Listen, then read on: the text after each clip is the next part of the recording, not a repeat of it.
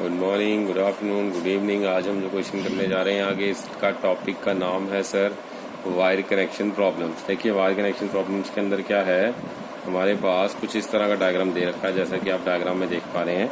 इसमें हमने क्या देखा, 3 कैपेसिटर्स लगे हुए हैं, तीनों की कैपेसिटेंस लेटर से तीनों की वैल्यू हमें दे रखी है C, और हमें बोला जा रहा है कि find the equivalent capacitance between the capacitor between the terminal A and B।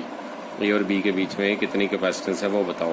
अगर ये तीनों सीरीज में होते तो हमें सीरीज का फॉर्मूला हमने पिछले लेक्चर में पढ़ा था, डायरेक्टली हम उस फॉर्मूले को यूज करके कैपेसिटेंस को निकाल सकते हैं। लेकिन यहाँ पर प्रॉब्लम ये है कि हमें सीरीज में नहीं दे रखा, बीच में इसके अंदर वायर कनेक्शंस दिखा रखे हैं, like this as shown in the diagram. तो अगर ऐसे वायर कनेक्शन साथ में दिखा रखे हैं तो इस तरह के क्वेश्चन को कैसे सॉल्व करते हैं, तब हम इस क्वेश्चन को सॉल्व करेंगे। ऐसे क्वेश्चंस को सॉल्व करने के लिए सबसे पहले हमने क्या करना होता है, एक इमेजिनरी पोटेंशियल डिफरेंस ए और बी टर्मिनल के क्रॉस हमने मान लेना है। तो सॉल्यूशन कुछ इस तरह से होता है इन क्वेश्चंस का, we will consider an imaginary potential difference between A and B as V volts, A and B as V volts. So potential at point A is equals to V and potential at point B is equals to 0. So क्योंकि हमारे पास जो हर एक capacitor है इसका हो चुका है has the same potential V across it, so it becomes potential हर जगह सेम हो जाएगा। कैसे हो जाएगा तो हम देखते हैं, कुछ इस तरह से डायग्राम हमारा फिर बन जाएगा। ये हमने क्या इमेजिन कर लिया, यहाँ पर एक पोटेंशियल V लगा दिया, this is imaginary potential V, जहाँ पे इसका लेफ्ट टर्मिनल V पोटेंशियल पे है, राइट टर्मिनल 0 पोटेंशियल पे है। तो V टर्मिनल लेफ्ट वाला V पोटेंशियल ट्रैवल करके यहाँ पे चला गया, राइट वाला 0 पोटेंशियल ट्रैवल करके यहाँ पे चला गया। तो इस पे तीनों पे पोटेंशियल हमारे पास, अब V जो होगा, तीनों पे कैपेसिटेंस, सॉरी हमारे पास C था, not potential, it was capacitance, sorry for that. यहाँ पर बीच में हमारे पास कनेक्शंस कुछ इस तरह से थे, ये वायर्ड कनेक्शन था ऐसे बीच में, और दूसरे वाले केस में भी ऐसे वायर्ड कनेक्शन था। तो आप ध्यान से देखिए, ये V पोटेंशियल यहाँ से ट्रैवल करके इस टर्मिनल पे गया, दैट वाज A टर्मिनल, यहाँ से 0 ट्रैवल करके यहाँ पे गया, that was 0 potential at the B terminal. अब V पोटेंशियल ट्रैवल करके V से यहाँ पे आया, यहाँ से V पोटेंशियल ट्रैवल करके यहाँ पे गया, यहाँ से V सीधा आया यहाँ पे, यहाँ से बीच में कोई भी हर्डल नहीं है, तो डायरेक्टली V ट्रैवल करके यहाँ पे आ सकता है। ये हर्डल क्यों नहीं है, क्वेश्चन में लिखा हुआ सर, वायर के अंदर 0 रेजिस्टेंस है। रेजिस्टेंस अगर कुछ नहीं है मतलब हर्डल कुछ नहीं है, तो डायरेक्टली पोटेंशियल भी ट्रैवल करके फ्रॉम दिस पॉइंट यहाँ पे आ जाएगा। तो यहाँ पर भी पोटेंशियल आ गया, तो फिर इसका मतलब ये हुआ सर, ये 0 ट्रैवल करके जो यहाँ पे आया, यहाँ से यहाँ पे भी 0 होगा, और ये 0 ट्रैवल करके यहाँ पर भी 0 आ जाएगा। तो इस तरह से हमने जो है at point A V potential, at point B 0 potential, दोनों के पोटेंशियल को ट्रैवल करने के बाद हमारे पास टोटल पोटेंशियल जो आ जाएगा वो कुछ इस तरह से आ जाएगा। This is point A, this is point B, दोनों के बीच का कैपेसिटेंस C,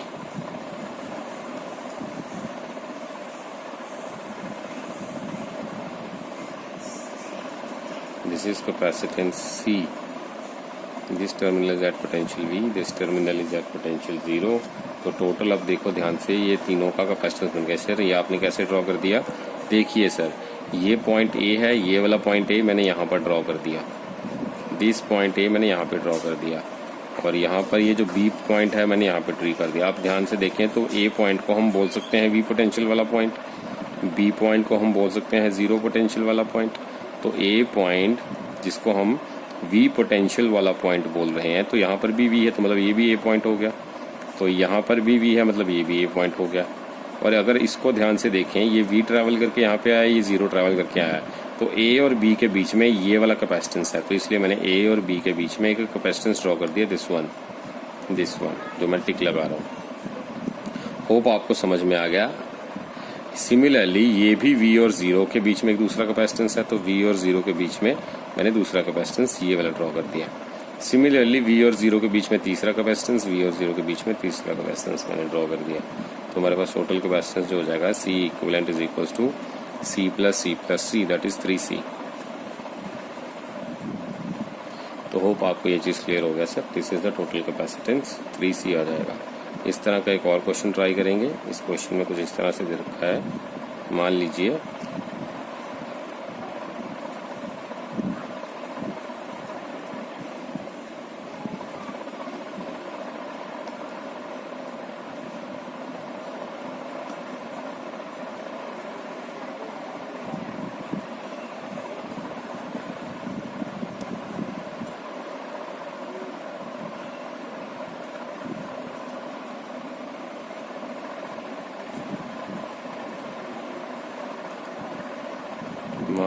जो पोटेंशियल है ये डायग्राम के अंदर पूछ क्या रहे हैं, इसमें भी सर वही पूछ रहे हैं, find the equivalent capacitance between A and B. तो क्वेश्चन है sir find the equivalent capacitance between A and B. तो इक्विवेलेंट कैपेसिटेंस ए और बी के बीच में कितना है सर, ए पॉइंट पे कितना पोटेंशियल है V, यहाँ से इमेजिनरी हमने अपनी तरफ से ड्रॉ करना है इमेजिनरी। तो अपनी तरफ से ये डायग्राम था, मैं अब इसमें मॉडिफिकेशंस कर रहा हूँ। अपनी तरफ से A को V टर्मिनल दे रहा हूँ, V पोटेंशियल दे रहा हूँ, B को 0 पोटेंशियल दे रहा हूँ। तो अब हमने क्या देखा, ये V पोटेंशियल ट्रैवल करके यहाँ पे चला गया, यहाँ तक V, यहाँ से V ट्रैवल करा and it goes up to this point, and यहाँ से B पोटेंशियल ट्रैवल करा, it goes up to this point. तो B का 0 यहाँ पे पहुँच गया, A का यहाँ पे पहुँच गया V।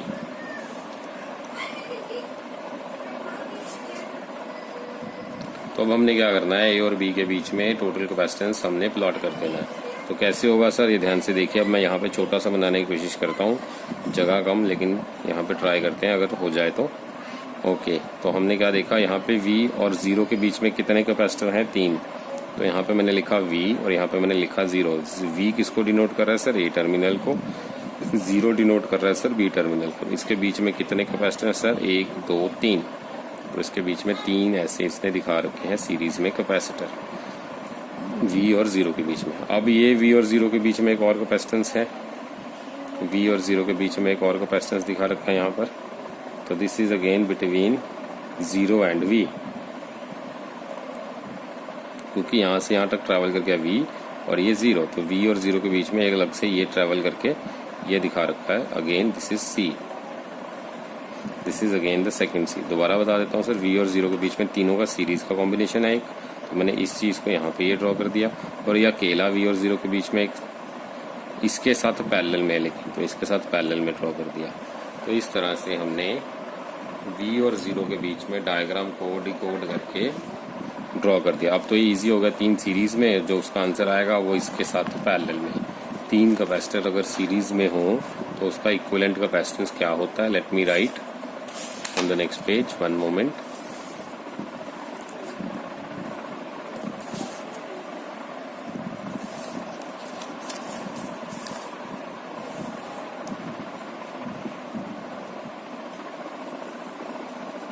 So 1 upon C equivalent is equals to 1 upon C plus 1 upon C plus 1 upon C। तीनों का सीरीज कॉम्बिनेशन बन जाएगा सर 3 upon C। तो C इक्विवेलेंट आ जाएगा C/3, और मतलब C इक्विवेलेंट C/3, तीनों का सीरीज कॉम्बिनेशन C/3 बन गया। अब ये जो है एक C के साथ पैरेलल में लगा हुआ है इस तरह से, और यहाँ पे A और B टर्मिनल है मेरे पास।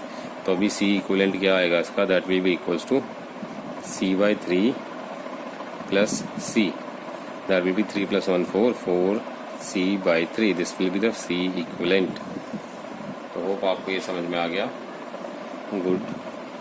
तो इस तरह से हमने जो है पैरेलल कॉम्बिनेशन के कुछ क्वेश्चंस को सॉल्व कर लेना है।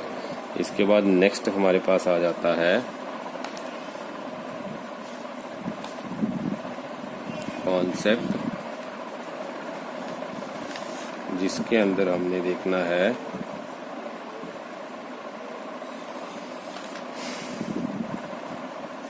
पैरेलल प्लेट कॉन्सेप्ट आएगा। तो अब हम देख लेते हैं पैरेलल प्लेट का क्या कॉन्सेप्ट है। चलिए, तो पहले हम मूव करेंगे पैरेलल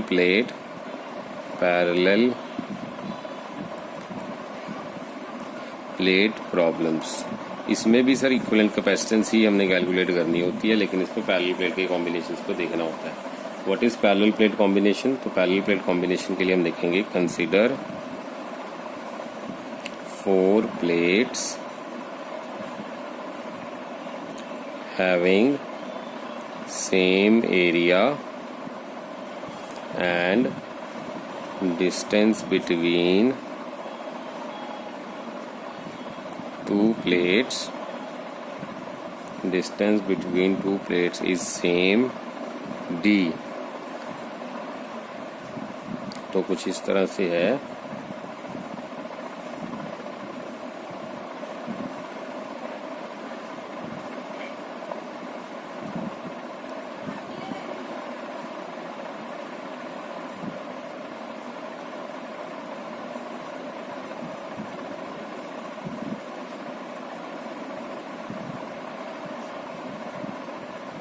तो ये मैं क्या कर रहा हूँ, ये मैंने पैरेलल प्लेट्स ड्रॉ करी हैं सर, पैरेलल प्लेट्स जिनका एरिया सेम है, इसका और इसका एरिया चारों का सेम है। इसको हम नंबरिंग कर लेते हैं 1 2 3 4। चारों प्लेट्स का सेम एरिया है और distance between the 2 plates d है। यहाँ पे ये डिस्टेंस d है, 2 प्लेट्स के बीच का डिस्टेंस इक्वल है d। हमने क्या करा, पहली और तीसरी प्लेट को इस तरह से कंबाइन कर लिया और दूसरी प्लेट में इस तरह से हमने, और फोर्थ प्लेट के अंदर से इस तरह से हमने टर्मिनल्स को बाहर निकाल दिया। दूसरी और चौथी प्लेट के अंदर से इस तरह से हमने टर्मिनल्स को बाहर निकाल दिया। तो प्लेट ए के अंदर पोटेंशियल जो होगा V पोटेंशियल है, प्लेट बी के अंदर जो होगा पोटेंशियल वो V पोटेंशियल है।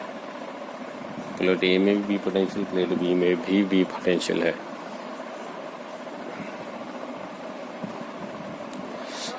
ओके, तो हमने करना क्या है, अब ऐसा अगर सर्किट डायग्राम बना हो और हमसे पूछ रहे हो भाई साहब निकालिए ए और बी के बीच में टोटल कितना पोटेंशियल है, तो क्वेश्चन होगा इस तरह से डायग्राम बना होगा। इसको बोलते हैं पैरेलल प्लेट प्रॉब्लम्स। तो पैरेलल प्लेट प्रॉब्लम्स में यही होता है कि हमारे पास इस तरह से जो है डायग्राम बना होगा और हमसे पूछा जाएगा find the potential between the 2 terminals, जो नाम दे रखे हैं। क्वेश्चन है फाइंड द इक्विवेलेंट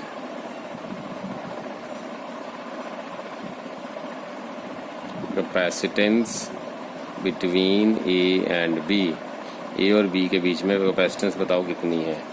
जैसे कि मैंने आपको बताया, जब भी कैपेसिटेंस की वैल्यू निकालनी हो तो टर्मिनल्स के बीच में, तो पहले टर्मिनल पे इमेजिनरी पोटेंशियल V लगा लो, दूसरे टर्मिनल पे इमेजिनरी पोटेंशियल 0 लगा दो। तो पहले टर्मिनल पे इमेजिनरी पोटेंशियल V लगा दो, दूसरे टर्मिनल पे इमेजिनरी पोटेंशियल 0 लगा दो। और फिर इस कंडीशन को आप रीड्रॉ करो। तो इसका सॉल्यूशन हम करेंगे अब।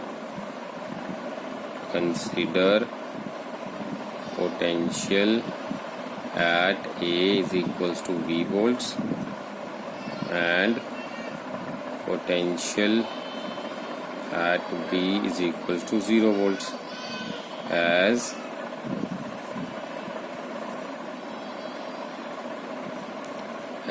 the plate 1 and 3 are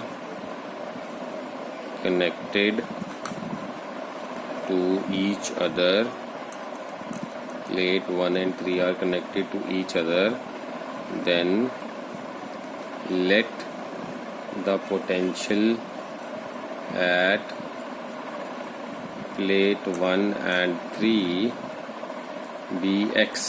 तो जो सेम पोटेंशियल पे हैं, जिनको आपस में कनेक्ट कर रखा है, मान लीजिए यहाँ पर हमने पोटेंशियल x मान लिया। अगर यहाँ पर x पोटेंशियल है तो ये प्लेट वायर के साथ इस प्लेट 3 से कनेक्टेड है, तो मान लीजिए यहाँ पर भी पोटेंशियल x ट्रैवल करके पहुँच जाएगा।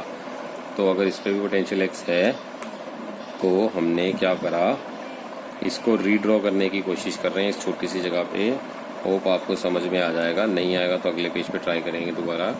मान लीजिए ये पॉइंट A है, ये पॉइंट B है और हमने बीच में कहीं एक पोटेंशियल x भी लिया हुआ है। तो ये पोटेंशियल एक्स ड्रॉ कर दिया। अब हमने क्या करना है, उसी तरह से बाइफिकेट करना है। देखिए ये दो प्लेट्स मिला के एक कैपेसिटर का सिंबल बनता है।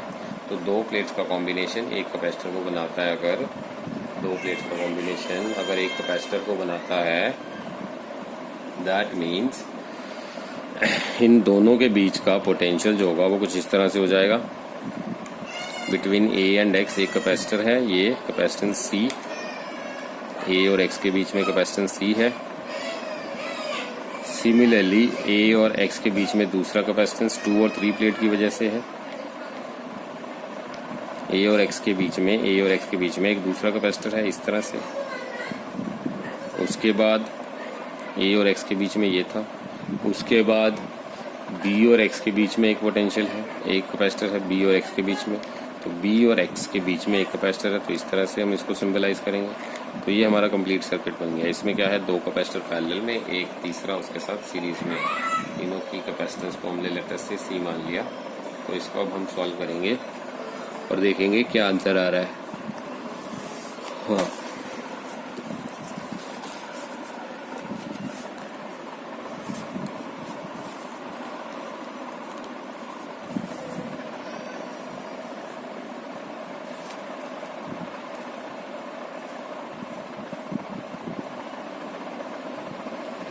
तो मान लीजिए हमारे पास दो जैसे हमने डायग्राम में बनाए, ये पहला कैपेसिटर, ये दूसरा कैपेसिटर, तीसरा इनके साथ सीरीज में तीसरा कैपेसिटर। ये टर्मिनल ए और बी के बीच में हमने ड्रॉ कर दिया। दो कैपेसिटर अगर पैरेलल हैं, अगर दो कैपेसिटर पैरेलल हैं, उनका इक्विवेलेंट कैपेसिटेंस क्या होगा, C equivalent will be equals to C plus C, that is 2C। तो यहाँ पे बन गया 2C और ये कैपेसिटर सी के साथ इस तरह से अटैच्ड है। सी इक्विवेलेंट बन जाएगा यहाँ पे 2C times C upon 2C plus C, 2C square upon 3C, that is 2/3C। तो ये इसका आंसर आ गया। होप आपको विजिबल, क्लियर, यस, गुड। तो इस तरह से ये हम कैपेसिटेंस की वैल्यू निकाल सकते हैं। एक और डायग्राम ट्राई करेंगे।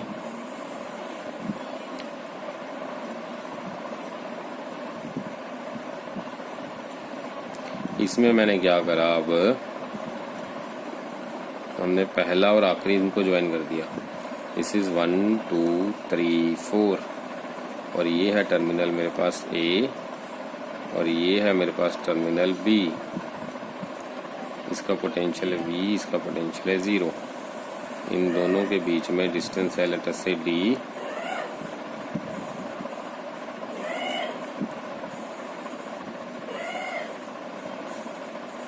One two three four.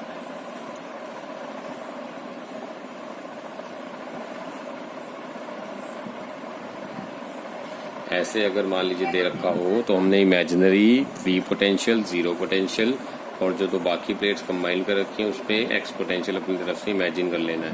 तो अब हमसे पूछ क्या रहेंगे, सर वही पूछ रहे हैं ए और बी के बीच में इक्विवेलेंट कैपेसिटेंस कितनी है।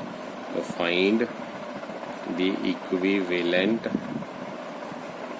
Capacitance between A and B, बताइए कितना है। तो इक्विवेलेंट कैपेसिटेंस कैसे निकालते हैं, सर वही फॉर्मूला। हमने क्या करना है, ए, एक्स और बी, तीन चीज़ें लिख लेनी है। पहले ए और एक्स के बीच में एक पैरेलल प्लेट का कॉम्बिनेशन, तो हमने एक बार सी बना दिया। दूसरा वी और 0 के बीच में, वी कहाँ था, ए पे वी था, बी पे 0 था। वी और 0 यानी कि ए और बी के बीच में, तो ए और बी के बीच में, तो लीजिए सर ये ए और बी के बीच में ड्रॉ कर दिया ऐसे। और उसके बाद ए और बी के बाद वी और एक्स के बीच में,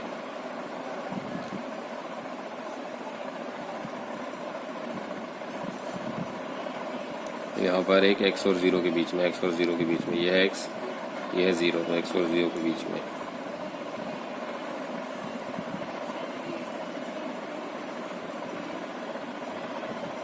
C equivalent is equals to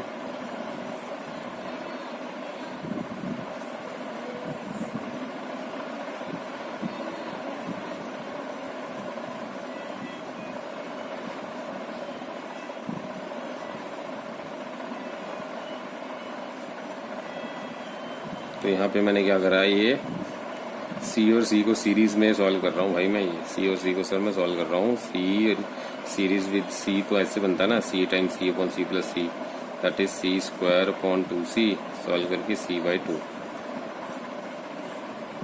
तो मतलब इसको तो हम c/2 लिख देंगे। This is in parallel with C.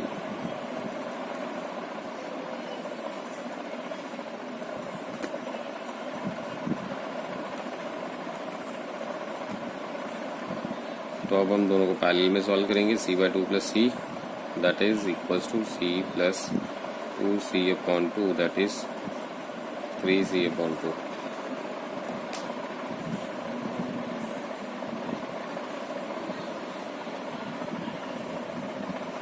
तो होप आपको यहाँ तक क्लियर हो गया सर ये। Good. Hello, good morning, good afternoon, good evening. आज का सर हमारा टॉपिक है डाइलेक्ट्रिक इन अ कैपेसिटर।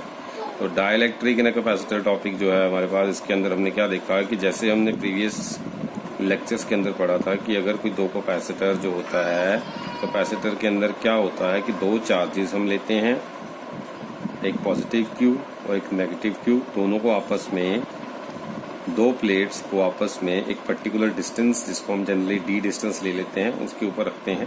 तो वही चीज़ हमने यहाँ पे स्टार्ट करी है। डाइलेक्ट्रिक बेसिकली कॉन्सेप्ट को इस्टेब्लिश करने के लिए कुछ प्रीवियस दी रिक्वायरमेंट्स वो हम एक्सप्लेन कर रहे हैं आपको। हमने क्या करा, दो प्लेट्स, जैसे कि मैंने लिया दो प्लेट्स, एक पे चार्ज प्लस क्यू, दूसरी पे चार्ज माइनस क्यू। दोनों प्लेट्स को अगर मान लीजिए हमने डी डिस्टेंस पे रखा एक दूसरे के साथ और दोनों का प्लेट एरिया हमने ले लिया सेम। अगर दो प्लेट्स जो हैं उनके ऊपर ऑपोजिट चार्जेस हैं तो उसके अंदर क्या पॉसिबिलिटी हो सकती है कि दोनों की दोनों अट्रैक्ट करेंगे एक दूसरे को और कोलैप्स कर जाएंगे एक दूसरे के साथ। अट्रैक्ट करेंगे क्योंकि opposite charges attracts each other. तो अगर दो प्लेट्स पे ऑपोजिट चार्जेस हैं, इक्वल इन मैग्नीट्यूड हैं, तो पॉसिबिलिटी तो ये बनती है कि दोनों प्लेट्स एक दूसरे को अट्रैक्ट करेंगी और अट्रैक्शन के बाद कोलैप्स हो जाएंगी। क्योंकि हमें पता है कि अगर दो प्लेट्स, उसके ऊपर अगर चार्ज हो तो उसके ऊपर एक फोर्स लगती है, और जो फोर्स की वैल्यू होती है वो जनरली हम लेते हैं F equals to Q square upon 2 epsilon not into A. ये हमने पीछे पढ़ा हुआ है। ओके, तो हम इस चीज़ को भी हम एक बार लिख लेते हैं कि अगर हमने कैपेसिटर ले लिया, उसके अंदर दो चार्जेस ले लिए, प्लस क्यू माइनस क्यू, उनको डी डिस्टेंस पे रख दिया, उनका प्लेट एरिया हमने लेटर से सेम ले लिया। If the two plates have opposite, if the two plates have opposite charges, then there exists possibility that both will attract each other। तो पॉसिबिलिटी ये बनती है दोनों एक दूसरे को अट्रैक्ट कर सकती हैं एंड मे कोलैप्स, दोनों एक दूसरे को अट्रैक्ट करके कोलैप्स कर सकती हैं। रीजन इसका ये है क्योंकि if plates having charge experience a force F that will be equals to Q square upon 2 epsilon naught A on each other एक दूसरे पे ये फोर्स लगाती हैं। सो इस प्रॉब्लम को सॉल्व करने के लिए हमने इंट्रोड्यूस किया कॉन्सेप्ट ऑफ डाइलेक्ट्रिक। कि अगर मान लीजिए ये एक प्लेट है पॉजिटिव, एक प्लेट नेगेटिव, इस पे पॉजिटिव क्यू चार्ज, इस पे नेगेटिव क्यू चार्ज, तो इस प्लेट पे सारा पॉजिटिव चार्ज है, इस प्लेट पे नेगेटिव चार्ज है। इस प्लेट का एरिया लेटर से हमने ले लिया A, इस प्लेट का एरिया लेटर से हमने ले लिया A। दोनों प्लेट्स का एरिया सेम है। इसके बीच में हम क्या रखेंगे, डाइलेक्ट्रिक। इसके बीच में हम क्या रखेंगे, डाई इलेक्ट्रिक। तो अगर दोनों के बीच में हम डाइलेक्ट्रिक रखेंगे तो डाइलेक्ट्रिक जो है basically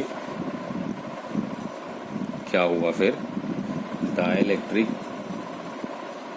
it is a material, it is a kind of material, it is a kind of material which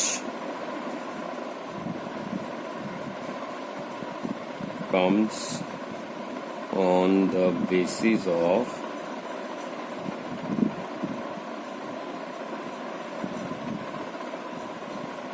their conductivity।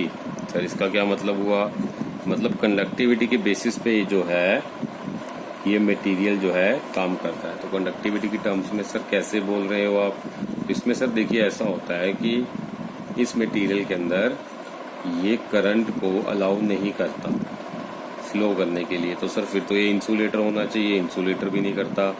लेकिन सर इसके अंदर एक खास चीज़ होती है, ये अलाउ करते हैं इलेक्ट्रिक फील्ड को अपने अंदर से पास करने के लिए। लेकिन अगर ये इंसुलेटर होता तो ना तो वो करंट को पास करने देता, ना ही इलेक्ट्रिक फील्ड को पास करने देता। लेकिन यहाँ पर क्या हो रहा है कि ये कुछ ऐसे मटेरियल्स हैं जो कि अपने अंदर से करंट को तो पास नहीं करने देता लेकिन इलेक्ट्रिक फील्ड को पास करने दे देता है। So it is a kind of material जो on the basis of their conductivity which allows which do not allow current to pass through them,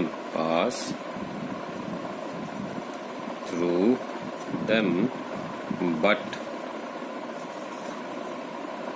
allows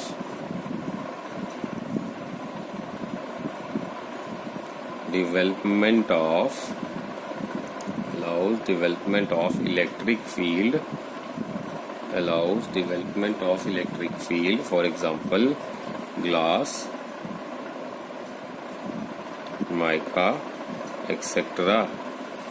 ठीक है, तो इस तरह से हमने डाइलेक्ट्रिक के बारे में बताया। डाइलेक्ट्रिक क्या करता है सर, तो डाइलेक्ट्रिक जो है बेसिकली एक ऐसा मटेरियल हमने ये समझा इसमें जो कि करंट को पास नहीं करने देगा लेकिन खुद के अंदर से इलेक्ट्रिक फील्ड को पास करने देगा। एग्जांपल्स मैंने ग्लास और माइका एक्सेट्रा लिख दिया। सो अगर मान लीजिए external electric field due to the plates मैं कंसिडर करूं यहाँ पर E not, so consider E not to be, E not है ये, E not to be the external electric field due to the plates as the dielectric is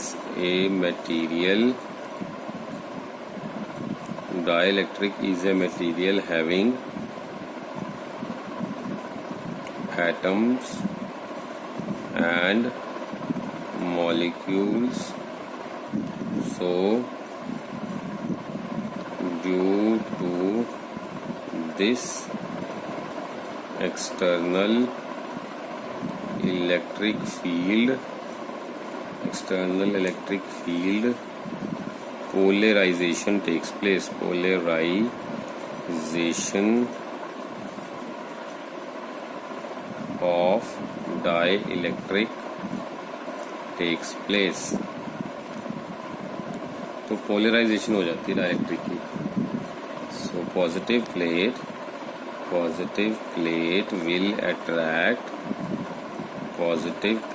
will attract all the negative electrons towards it,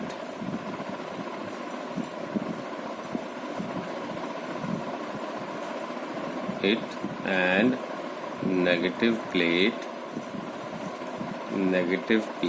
attract the positive charges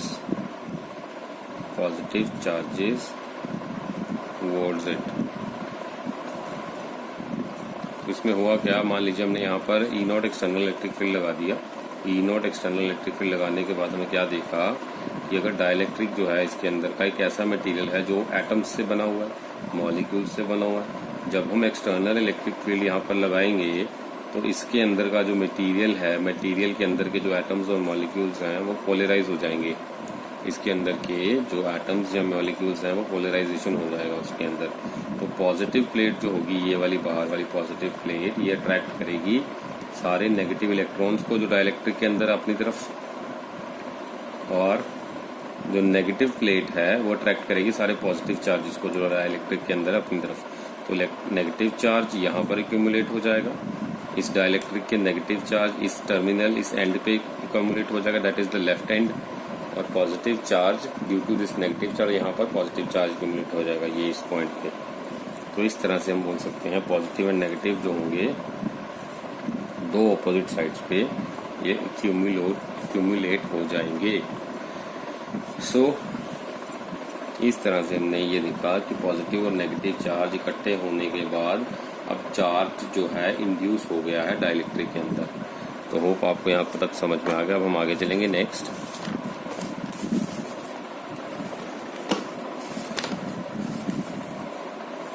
Let me settle the screen one moment. Hope it's visible to you. So, charge is induced as the charge is induced in the dielectric. As the charge is induced in the dielectric, अगर charge induce होगा dielectric के अंदर, as the charge is induced in the dielectric, क्योंकि external electric field, because external electric field due to this polarization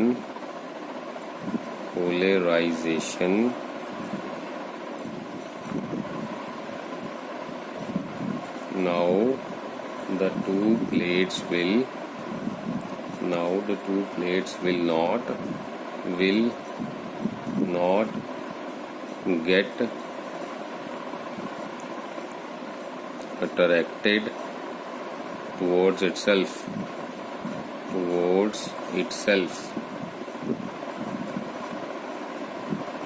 This increases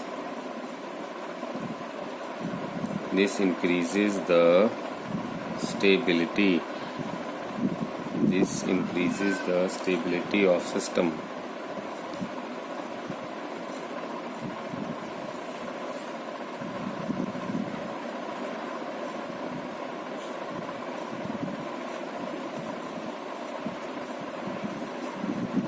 This increases the stability.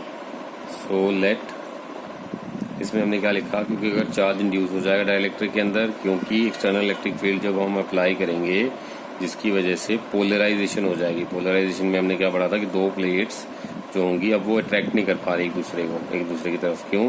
क्योंकि dielectric लगाने से opposite sides के ऊपर opposite dielectric की वजह से उसके लेफ्ट और राइट साइड में, डाइलेक्ट्रिक के लेफ्ट और डाइलेक्ट्रिक के राइट साइड में जो प्लेट्स का चार्ज है उसके ऑपोजिट वाला चार्ज क्रिएट हो गया। अब जो प्लेट्स के ऑपोजिट वाला चार्ज क्रिएट हो जाएगा, पॉजिटिव प्लेट में डाइलेक्ट्रिक का नेगेटिव प्लेट में डाइलेक्ट्रिक का पॉजिटिव, और इस तरह से फिर क्या होगा कि अब जो है ये चार्जेस डाइलेक्ट्रिक की तरफ अट्रैक्ट होंगे, ना कि आपस में। तो अब यहाँ पे कोलैप्स नहीं हो पाएगा, स्टेबिलिटी बढ़ गई सिस्टम की। So that's why we can say this increases the stability of the system. अगर मान लीजिए लेट द चार्ज डेंसिटी, अब कितना बढ़ जाएगा चार्ज, कितनी अमाउंट में बढ़ जाएगा, नेट प्लेट्स के अंदर कितना इलेक्ट्रिक फील्ड होगा, अब हम वो निकालने वाले हैं। तो इसके लिए हमने सबसे पहले मान लिया कि अगर चार्ज डेंसिटी जो है on the positive and the negative plates, अगर हमने लेटस से कंसिडर कर लिया sigma, this is term sigma. So as sigma is equals to formula sigma का, that is charge density. Sigma क्या है? Charge density. सिग्मा अगर charge density है तो sigma is equals to charge per unit area, charge upon area. So अगर sigma charge upon area है sir, 1 minute, I think screen को set करना पड़ेगा थोड़ा सा, 1 minute sir. Okay cool. So अगर charge density charge per unit area है तो हमने sigma is equal to charge upon area लिख दिया, sigma is equal to charge upon area. So हमारे पास डायग्राम में कुछ इस तरह से मॉडिफिकेशंस आएंगी। ये हमारे पास दो प्लेट्स थी, ये पॉजिटिव प्लेट और ये नेगेटिव प्लेट। इन दोनों के बीच में यहाँ पर हमने क्या कंसिडर करा था, डाई इलेक्ट्रिक। तो अगर यहाँ पर डाई इलेक्ट्रिक है तो यहाँ पे पॉजिटिव सिग्मा आए, यहाँ पर नेगेटिव सिग्मा आए। तो इस तरह से पॉजिटिव और नेगेटिव चार्जेस लेटर से यहाँ पर क्रिएट हो गए। सो हमने क्या लिखा कि let positive sigma I and negative sigma, यहाँ पर पॉजिटिव और negative sigma I be the induced charge density, induced charge density. Now we have two electric field on outside due to one outside due to plates and other inside the dielectric,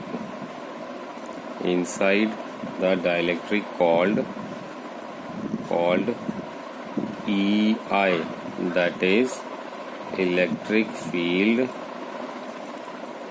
induced। अगर एक बाहर की तरफ electric field है, एक अंदर से induce हो रहा है, सो अब इंड्यूस इलेक्ट्रिक फील्ड अपोज करेगा एक्सटर्नल इलेक्ट्रिक फील्ड को, क्योंकि external electric field due to positive charge वो लेफ्ट से राइट की तरफ लगता है। सर जो पॉजिटिव चार्ज होता है हमेशा electric field from outward direction में लगाता है, अवे फ्रॉम द प्लेट या अवे फ्रॉम द चार्ज लगाता है। तो अगर इस केस में देखें ये पॉजिटिव चार्जेस हैं, तो पॉजिटिव चार्जेस इलेक्ट्रिक फील्ड इस चार्ज से अवे की तरफ, यानी that is towards the right, तो ये लेफ्ट से राइट की तरफ इलेक्ट्रिक फील्ड लगाएगा। और इंड्यूस चार्ज में नेगेटिव चार्ज है, तो नेगेटिव चार्ज हमेशा फील्ड जो है टुवर्ड्स इटसेल्फ लगाता है, यानी कि टुवर्ड्स इटसेल्फ मींस यहाँ से एक तरह से चार्ज इसकी तरफ आ रहा होगा। तो इसका अगर मैं यहाँ पर नेगेटिव चार्ज क्यूमुलेशन की बात करता हूँ कि यहाँ पर नेगेटिव चार्ज इकट्ठा हो गया और यहाँ पर इसकी वजह से पॉजिटिव चार्ज इकट्ठा होगा, तो ये प्लेट जो होगी इलेक्ट्रिक फील्ड लगाएगी राइट से लेफ्ट की तरफ, ये लगाएगी प्लेट वाली लेफ्ट से राइट, और अंदर के डाइलेक्ट्रिक वाली राइट से लेफ्ट। सो वही चीज हम लिखने वाले हैं। Now the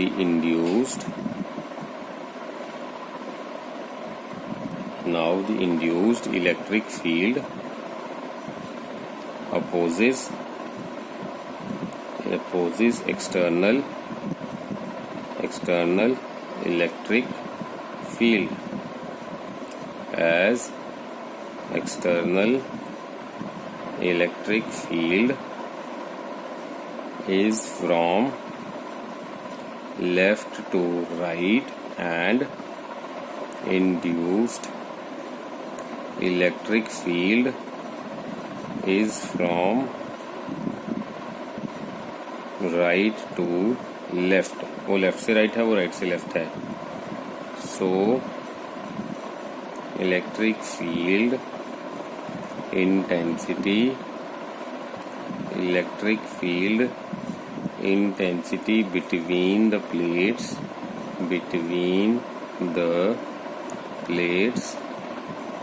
as the plates will be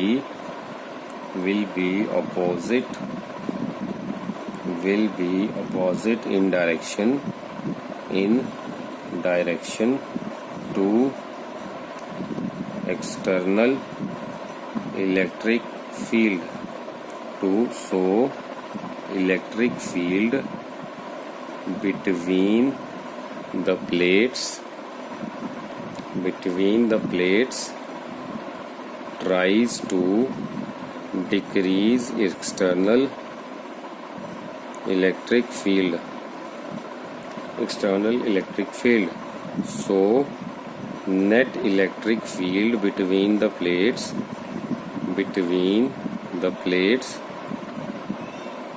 will be E net is equals to E naught minus EI. E naught minus EI.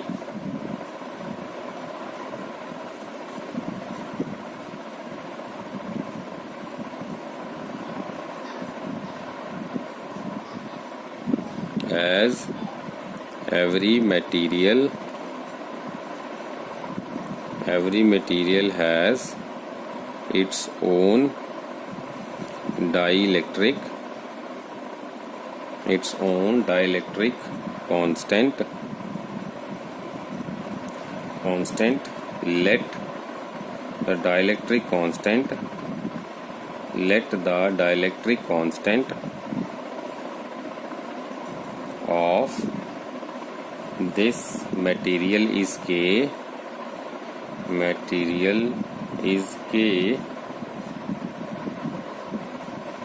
That is the number of times it decreases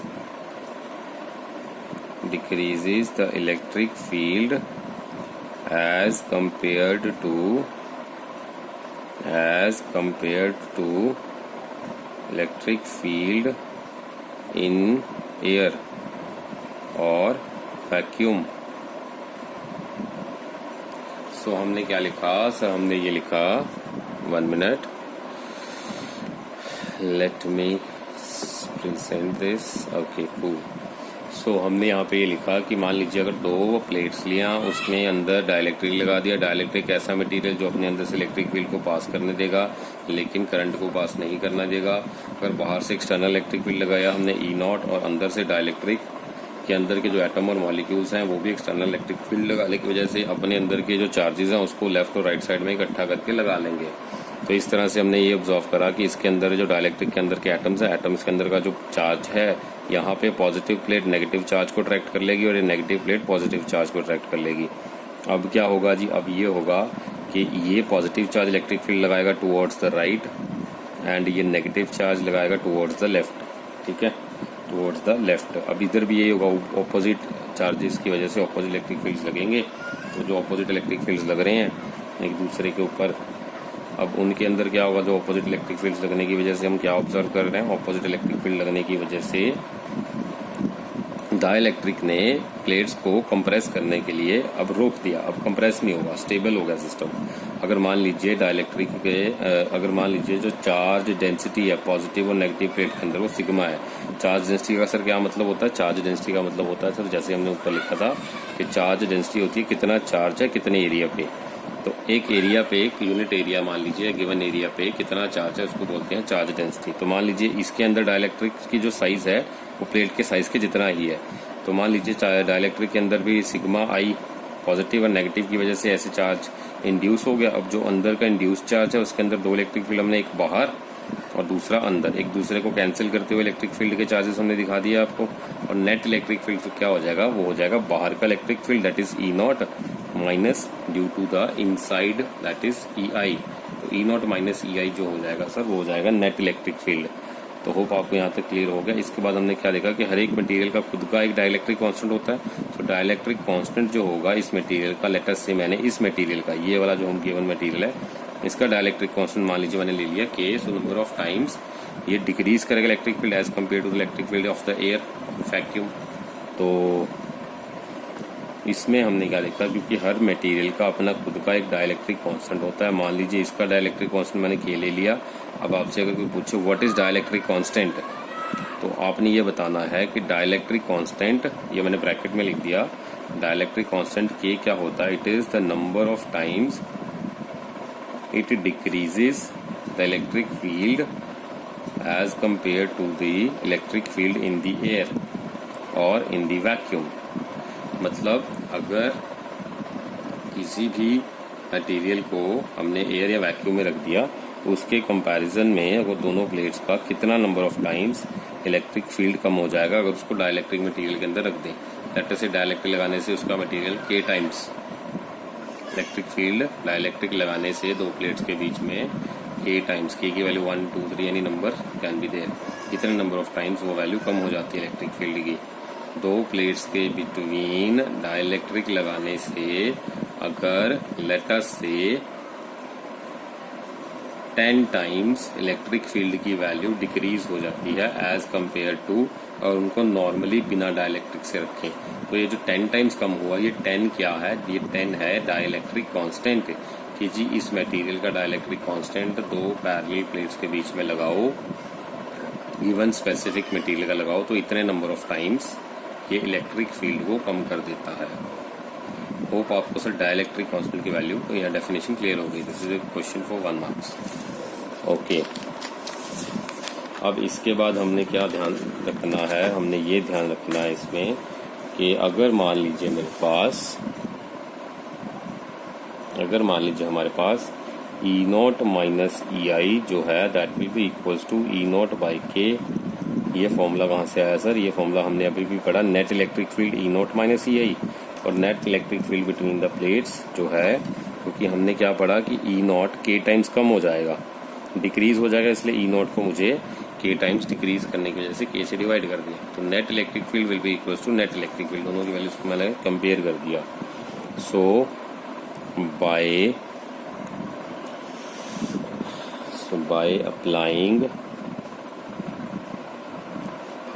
applying the dielectric between the plates,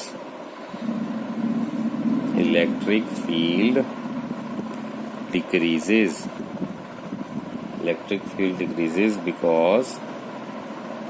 because the charges are induced in the dielectric and opposite electric field is produced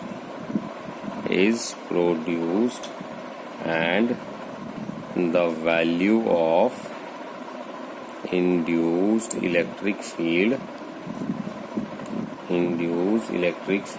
is less than the external electric field, so overall external field got reduced, so this reduced value जो हमने देखी E naught upon के, कितनी value कम हुई? E naught upon के times. तो hope आपको ये दिख रहा होगा। लेट मी राइट अगेन, अगर नहीं दिख रहा तो यहाँ पे आपको दोबारा क्लियर कर दें। मान लीजिए E नॉट माइनस EI, जैसे मैंने बताया कि कितने number of times electric field कम हो जाता है, वो E नॉट बाई के से रिप्रेजेंट कर दिया हमने। तो अगर मुझे कैलकुलेट करना है, अगर मैं डाइलेक्ट्रिक को अप्लाई करता हूँ between the plates, electric field कम हो जाएगा, क्योंकि चार्जेस जो है वो इंड्यूस हो गए डाइलेक्ट्रिक की वजह से ऑपोजिट डायरेक्शन में। तो इलेक्ट्रिक फील्ड जो प्रोड्यूस हो रहा है उसकी वैल्यू जो इंड्यूस होने की वजह से, जो डाइलेक्ट्रिक लगाने की वजह से वो कम हो जाती है। So overall electric field reduce होता है। कितना कम हो जाता है? E नॉट बाई के। इसलिए मैंने इसको E नॉट बाई के बराबर लिख दिया। अब अगर मुझे कैलकुलेट करना है E not, so for calculating E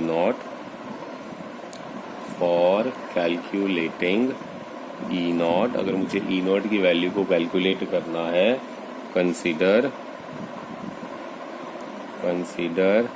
plate area A and dielectric. Plate area A मान लीजिए मैंने ले लिया, प्लेट्स जो हमने लिए थे उनके एरिया मैंने मान लीजिए A ले लिया। Consider plate area A and the dielectric also having area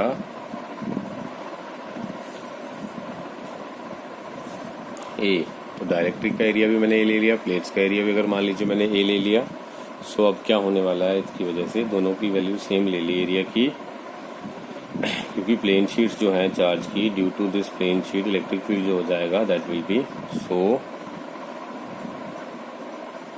as we know for plane sheet of charges due to which electric field at a point will be, let us say हमने sigma लिया था, हमने क्या करा था, दो electric field की plates हमने ऐसे कंसिडर करी थी, एक पॉजिटिव चार्ज वाली और एक हमने नेगेटिव चार्ज वाली। और मैंने क्या बताया था, पॉजिटिव प्लेट की वजह से इलेक्ट्रिक फील्ड जो जाता है वो लेफ्ट से राइट जाता है और इलेक्ट्रिक फील्ड जो है नेगेटिव प्लेट की वजह से जाता है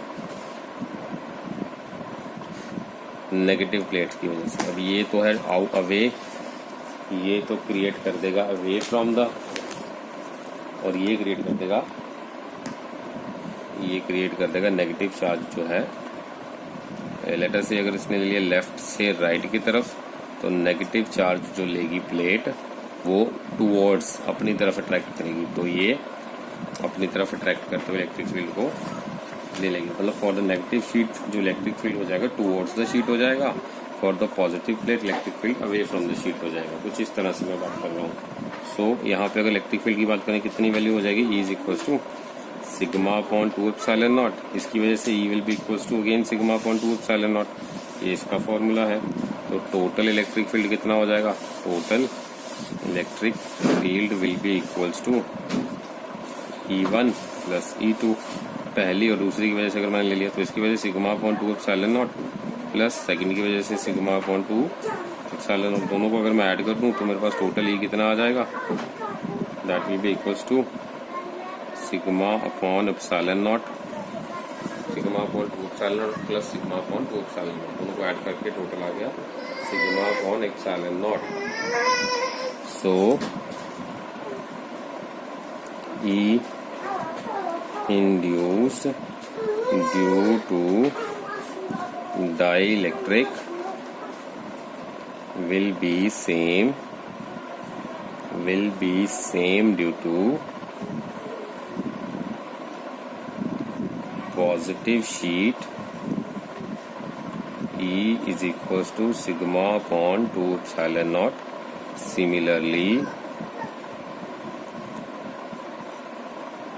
Similarly due to negative sheet, E will be equals to sigma upon 2 epsilon naught, right? तो हमने क्या देखा, अब ये तो था नॉर्मल प्लेट्स की वजह से। अब हम क्या बात कर रहे हैं, इंड्यूस्ड जो डाइलेक्ट्रिक की प्लेट्स लगाई हैं उसकी वजह से कितना हो जाएगा।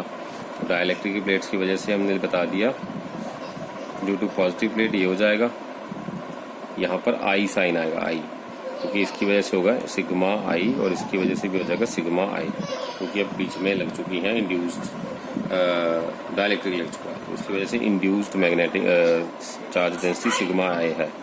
दोनों में सिग्मा आई की वैल्यू आ जाएगी। तो moving to the next page, one moment.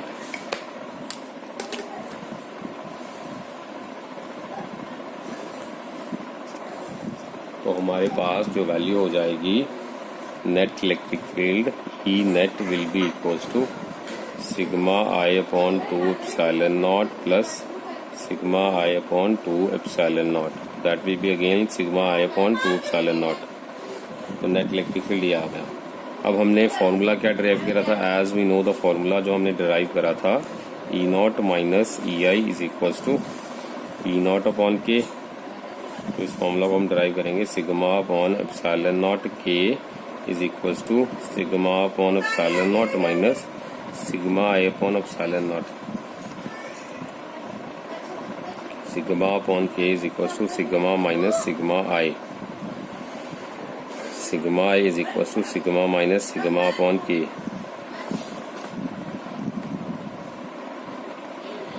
Sigma is equals to sigma, दोनों में से कॉमन निकाल दिया, 1 माइनस 1 अपॉन के। तो ये मेरे पास एक एक्सप्रेशन मैंने निकाल दिया in terms of charge density. कि चार्ज डेंसिटी अगर मैं ले लेता हूँ, चार्ज डेंसिटी अगर मैं लेता हूँ डाइलेक्ट्रिक लगाने के बाद जो चार्ज डेंसिटी हो जाएगी that will be equals to the original charge density into 1 minus 1 upon K, that is the dielectric constant. तो हमने ये देखा इलेक्ट्रिक फील्ड कम हो जाता है ई नॉट से ई नॉट बाई के, अगर हम उसके अंदर डाइलेक्ट्रिक लगा दें, अगर हम दो प्लेट्स ऑफ द कैपेसिटर के अंदर डाइलेक्ट्रिक लगा दें तो एक्सटर्नल इलेक्ट्रिक फील्ड कम हो जाता है। Okay, so that's all for today.